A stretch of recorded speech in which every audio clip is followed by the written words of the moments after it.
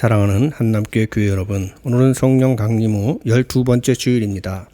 하나님께서 오늘 우리에게 주시는 말씀은 누가복음서 14장 1절의 말씀과 7절에서 14절의 말씀입니다. 제가 봉독해 올리겠습니다.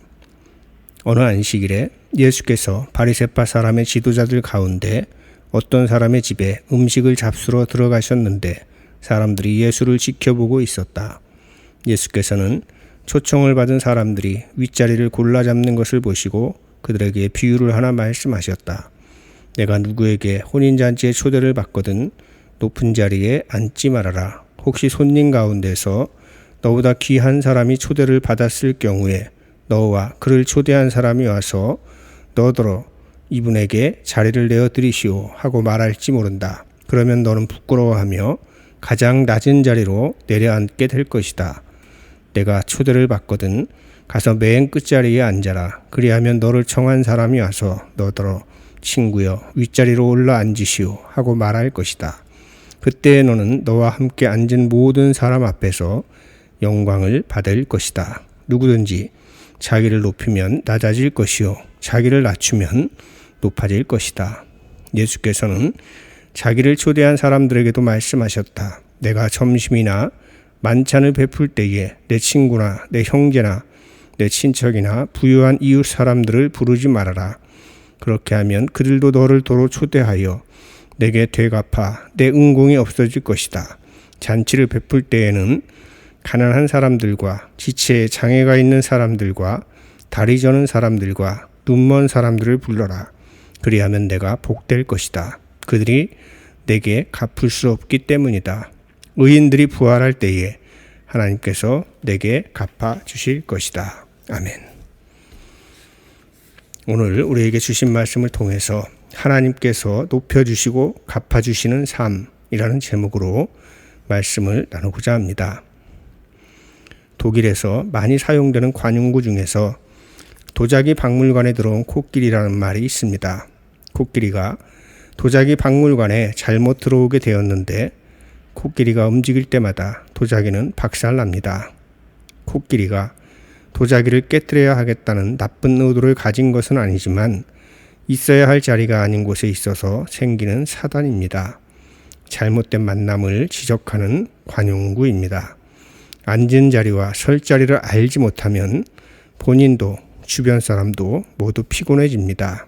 그런데 문제는 어리석은 사람은 자기가 설 자리와 앉지 말아야 할 자리를 구별하지 못한다는 것입니다. 그리고 사회가 건강하지 못하면 어리석은 사람이 상석에 앉는 일이 많아진다는 것입니다. 이렇게 되면 마치 코끼리가 도자기 박물관에 들어간 것처럼 본인은 열심히 하려고 하는데 의도하지 않게 많은 문제를 가져오는 것입니다. 저는 도자기 박물관에 들어온 코끼리라는 관용구를 통해서 지혜로운 사람은 설 자리와 앉을 자리를 잘 아는 사람이라는 생각을 했습니다. 오늘 우리가 읽은 말씀에도 앉을 자리에 관한 말씀이 나옵니다. 예수님께서 안식일에 바리새인 지도자의 집에 초대를 받았습니다. 예수님은 초대에 응하셨고 바리새인들은 예수님을 예의주시하며 행동과 말 하나하나 주시합니다. 그런 이유는 예수님께서 자신들과 같은 종교 지도자들을 비판하고 있다는 것을 알았기 때문입니다. 그들은 무슨 흠을 잡아 예수님을 옥죄고자 안식일 밥상에 예수님을 초대하신 것입니다. 그런데 예수님께서는 초대받은 사람들이 서로 높은 자리에 앉으려는 모습을 보셨습니다. 이 광경을 보신 예수님께서는 결혼잔치에 초대받아 상석에 앉았다 창피를 당하는 사람의 이야기를 비유로 말씀하십니다. 높은 자리에 앉지 마라. 무릇 자기를 높이는 사람은 낮아지고 자기를 낮추는 사람은 높아지리라.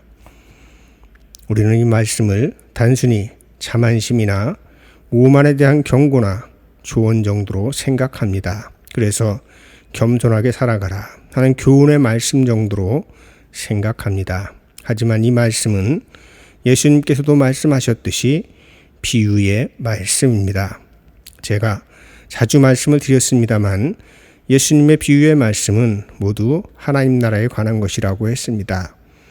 하나님 나라는 이것이다 저것이다 특정할 수 없고 인간의 언어로 다 설명될 수 없기 때문에 비유로 말씀할 수밖에 없는 것입니다. 비유의 말씀이니 유추를 해보겠습니다. 상석이란 어떤 자리겠습니까? 주인의 눈에 드는 자리일 것입니다. 그러니 이 비유를 풀면 상석이란 하나님의 눈에 드는 자리가 되겠습니다. 초청받은 집에서 주인의 눈에 잘 띄는 자리에 앉으려는 바리새인들을 보면서 예수님은 하나님의 눈에 잘 보이는 상석을 차지하려고 안달하고 있는 이들의 모습도 보셨던 것입니다. 바리새인들은 자기들이 얼마나 율법을 잘 지키고 정결을 유지하며 열심히 기도하는지 사람들에게 보여주지 못해 안달했습니다. 주목받기를 너무 좋아한 나머지 기도 시간이 되면 거리로 나가서 보란 듯이 기도했습니다. 그리고 그런 자신들의 신실한 신앙을 하나님이 지켜보실 것이라 생각했던 것입니다. 그러므로 이 비유의 말씀은 하나님 앞에서 자신을 내세우길 좋아하는 바리새인들에 대한 경고의 말씀인 것입니다. 좀 더 쉽게 말하면 이런 말씀입니다. 당신들은 가난한 사람들이나 몸이 불편한 이들이나 저는 자들이나 맹인보다 하나님 앞에서 월등하다고 생각하겠지만 그건 착각이다. 하나님 나라에서는 당신들보다 못났다고 생각하여 당신들이 보이지도 않는 구석자리로 내쫓은 그 사람들이 당신들이 앉아있는 상석에 앉을 것이다 하는 말씀인 것입니다. 바리새인들은 자신들을 거룩하게 구별하여 율법을 철저하게 지키며 살아온다고 자부했습니다. 바리새라는 이름 자체가 구별하다라는 뜻이고 구별된다는 것은 곧 거룩하다는 것과 같은 의미입니다. 하나님의 계명을 구별하여 틀림없이 지킴으로 계명을 지키지 않는 자들과 구별된 삶을 살아가는 종파가 바리새파였던 것입니다. 그래서 자신들 스스로 하나님의 은총을 받을 자격이 있다고 생각했습니다. 그런데 이런 확신에는 문제가 있습니다. 왜냐하면 율법을 잘 지켜서 스스로의 노력과 행위로 하나님의 은총을 받을 자격이 생기는 것이라면 하나님의 은혜와 사랑의 자비는 없어도 되기 때문입니다. 게다가 그들이 하나님의 은총을 받을 자격이 없다고 여기는 사람들은 절대로 하나님의 은총을 받을 수 없는 것입니다. 그러나 구원은 하나님의 은총으로 주어지는 선물이지 나의 공로로 주어지는 것이 아닙니다. 은총의 선물은 나의 행위를 통해서 얻는 것이 아니라 공짜로 오는 것입니다. 선물은 보상이 아니라 받을 자격조차 없는데도 내게로 찾아오는 것입니다.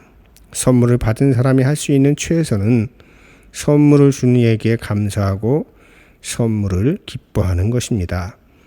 그러므로 하나님의 은총을 받은 우리는 구원의 선물을 주신 하나님께 감사하고 기뻐하며 지금 우리에게 선물처럼 주신 삶을 하나님의 말씀대로 살아가기 위해 힘써야 하는 것입니다.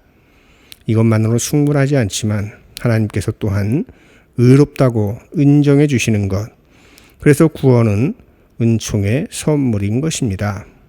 하나님의 은총은 받는 것입니다. 그러므로 우리는 하나님의 은총을 받을 만한 사람이 되기 위해 힘써야 하는 것입니다. 이런 노력을 하지 않고 스스로 하나님의 은총을 받을 자격이 있다고 생각하는 것은 교만입니다. 예수님은 이런 교만한 생각에 빠져 있는 바리새인들의 모습이 마치 상석에 앉으려고 다투는 이들과 다르지 않다고 보신 것입니다. 그리고 이런 사람들이 상석에 앉으면 도자기 박물관에 들어온 코끼리처럼 사악한 의도 없이도 도자기 박물관을 초토화시킬 수도 있는 것입니다. 게다가 하나님의 이름으로 예수님을 모해하고 고발하여 십자가 죽음으로 몰고 가는 악역을 그들이 담당하게 되는 것입니다. 이렇게 상석에 앉으려는 이들은 교만한 자들이라고 할 수 있겠습니다. 그런데 교만은 하나님께서 싫어하시는 1순위입니다. 교만과 관련한 성구를 몇 개만 소개해 드리겠습니다. 사무엘하 22장 28절의 말씀입니다. 주께서 공고한 백성을 구원하시고 교만한 자를 살피사 낮추시리이다. 시편 18편 27절의 말씀입니다. 주께서 공고한 백성은 구원하시고 교만한 눈은 낮추시리이다.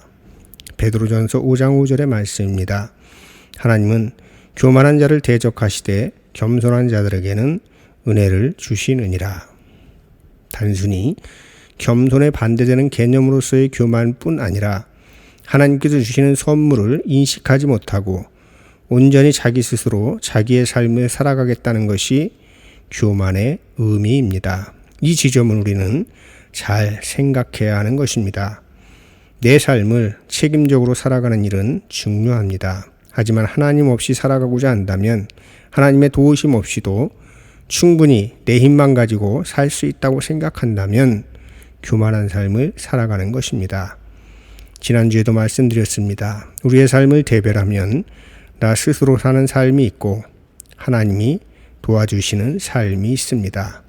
겸손한 삶이란 하나님의 도우심을 겸허하게 받아들이는 것입니다. 그러면 하나님께서 높여주시는 것입니다. 내가 높이는 삶과는 질적으로 다른 삶의 방식인 것입니다. 이곳에 계신 모든 분들은 이런 삶을 살아가시기를 주님의 이름으로 축원합니다. 예수님은 또 다른 비유를 하나 더 말씀하십니다. 잔치를 베풀거든 차라리 가난한 자들과 몸 불편한 자들과 저는 자들과 맹인들을 청하라. 그리하면 그들이 갚을 것이 없으므로 내게 복이 되리니 이는 의인들의 부활 시에 내가 갚음을 받겠음이라 하시더라. 너무 짧아서 비유라고 생각하지 못할 수도 있겠습니다만 이 말씀도 하나님 나라에 관한 말씀입니다. 비유에 등장하는 가난한 자들, 몸 불편한 자들, 저는 자들, 맹인은 당시의 죄인들로 분류되던 사람들이었습니다. 상석에 앉으려 다투던 바리새인들이 자신과 그들을 구별하여 금을 긋고 의인과 죄인이라는 구도를 만들어 놓았습니다. 의인은 자신들은 주인이 잘 보이는 상석에, 죄인인 그들은 주인의 눈에 띄지도 않는 말석에 앉히거나 아예 잔치에 초대도 하지 않았던 것입니다. 하지만 예수님은 말석에 앉아 있거나 초청 대상에도 없는 가난한 이들에게 한 것이고 하나님에게 한 것이고 하나님께서 갚아주실 것이라고 말씀하시는 것입니다. 하나님께서 갚아주시는 방식은 이러합니다. 누가복음 6장 38절의 말씀입니다. 주라, 그리하면 너희에게 줄 것이니 곧 후히 대어 누르고 흔들어 넘치도록 하여 너희에게 안겨주리라. 너희가 헤아리는 그 헤아림으로 너희도 헤아림을 도로 받을 것이니라. 주님께서 후히 되어 누르고 흔들어 넘치도록 주시는 복을 누리시기 바랍니다. 가난한 자들, 사회적인 약자들을 환대하십시오. 그러면 하나님께서 이런 복을 주실 것입니다. 그렇다면 하나님께서는 언제 높여주시고 갚아주실까요? 하나님 나라에 관한 말씀이니 죽은 후에 높여주시고 갚아주실까요? 한국교회는 하나님 나라, 천국에 대한 이해가 좀 빈약합니다. 우리는 늘 하늘의 뜻이 땅에서도 이루어지이다 라는 주님의 기도를 기억해야 합니다. 하늘의 뜻은 우리가 죽은 뒤에 이루어지는 것이 아니라 지금 여기에서, 이 땅에서 이루어지는 것입니다. 단지 우리가 하늘과 땅을 구분하는 이유는 하늘이라는 것은 전적으로 하나님의 영역이요 인간이 어찌할 수 없는 신비한 영역이라는 의미입니다. 만일 그것까지도 인간이 좌지우지할 수 있다면 인간이 하나님 나라까지도 만들 수 있으며 스스로 구원까지 할 수 있다고 하는 전지전능한 존재가 되어버리는 것입니다. 이런 사조를 자유주의 신학이라고 합니다. 계몽주의와 인본주의가 인간의 자유를 위해 기여하는 점도 많이 있지만 한편으로는 인간을 하나님보다 더 상석에 앉혀놓음으로 끼친 해악도 간과할 수는 없습니다. 인간 스스로 책임적인 존재로 살아가는 것은 아주 소중한 가치입니다. 그러나 그것만 전부라고 생각한다면 초대받은 잔치집에서 상석에 앉으려고 다툼하는 것과 다르지 않은 삶을 살아갈 수밖에 없는 것입니다. 그러면 의도하지 않게 박물관에 들어간 코끼리처럼 의도하지 않게 자신의 삶뿐만 아니라 이웃의 삶까지도 파괴할 수 있는 것입니다. 하나님께서 높여주시고 갚아주시는 삶으로 들어가십시오. 지금 여기 이 땅에서 나의 노력으로 이룰 수 없을 만큼 높아질 것이고 상상할 수 없을 만큼 갚아주실 것입니다. 그리고 그것이 온전히 하나님의 은총의 선물임을 깨닫게 되면 우리의 삶이 달라질 것입니다. 지금도 이미 우리는 날마다 하나님의 은총이라는 선물을 받고 살아갑니다. 마음의 눈을 뜨셔서 그것을 발견하십시오. 구상 시인의 마음의 눈만 뜬다면의 일부를 읽어드리며 말씀을 마치겠습니다. 이제서 나는 눈을 뜬다. 마음의 눈을 뜬다. 달라진 것이라고는 하나도 없는 이제까지 그 모습, 그대로의 만물이 그 실용적인 이름에서 벗어나 저마다 총총한 별처럼 빛나서 새롭고 신기하고 오묘하기 그지없다. 무심히 보아오던 마당의 나무, 넘보듯 스치던 잔디의 풀, 아니 발길의 차이는 죄악돌 하나까지 한량없는 감동과 감격을 자아낸다. 말씀을 기억하면서 함께 거듭 기도 드리겠습니다. 주님, 마음의 눈을 뜨게 하셔서 우리 스스로 높아지려고 하는 무거운 멍에를 내려놓고 주님께서 주시는 가벼운 멍에를 메고 살아가게 하옵소서. 주님께서 높여주시고 갚아주시는 삶으로 들어가게 하옵소서. 수고하고 무거운 짐진 자들아 다 내게로 오라. 내가 너희를 쉬게 하리라 하신 예수님의 이름으로 기도드립니다. 아멘.